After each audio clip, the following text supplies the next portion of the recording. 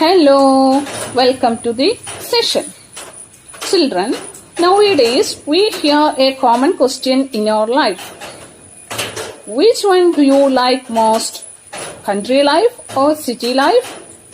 Actually, children, which one do you like most? Country life or city life? Okay, children, now I'm here with a beautiful poem. The name of the poem is City Streets and Country Roads, written by Elena Farjan.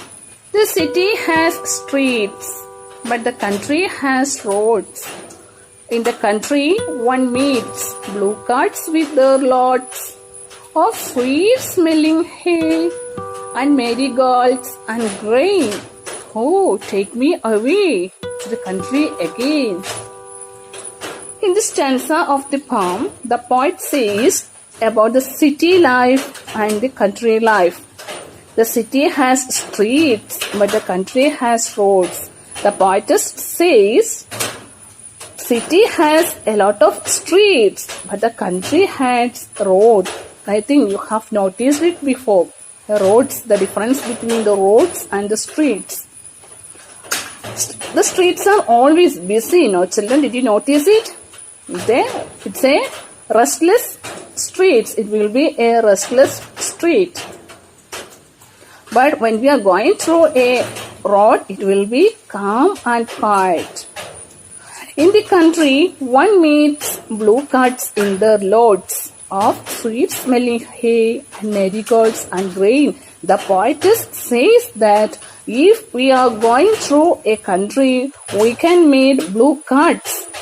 The carts with their loads, the carts full of loads of sweet-smelling hay.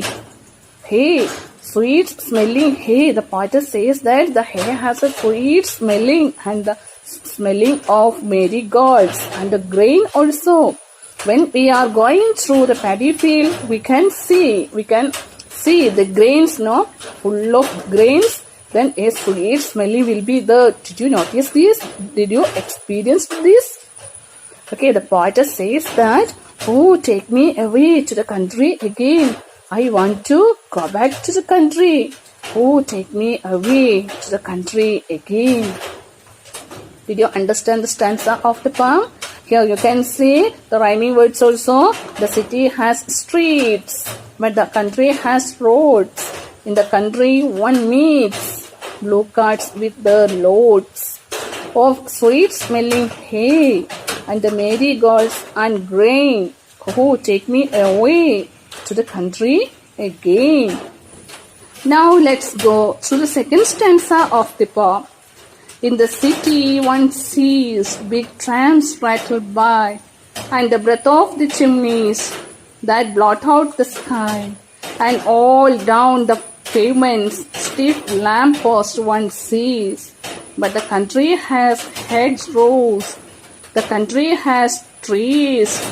In this stanza of the poem, the poet says that when we are going through the city life, we can see a big narrow vehicles, and the breath of the chimneys. We can see, the smoke of the chimneys that blot out the sky, the chimneys, the smoke of the chimneys that blot out the sky, full of polluted in the sky, the breath of the chimneys, and all down the pavements, stiff lamp post one see. Another one, what we can see when we are going through the streets, when we are going through the way, through the pavements, we can see the stiff lamp post, electric posts we can see.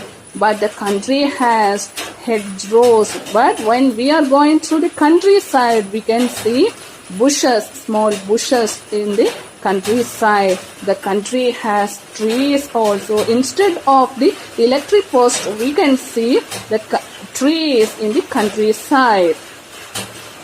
Now, let's go to the last stanza of the poem. As sweet as the sun in the country is rain. Oh, take me away to the country again. When we are going through the last stanza of the poem, we can understand how much the poetess prefers the country life. She tells us that when we are going through the countryside, we can enjoy the beauty of nature.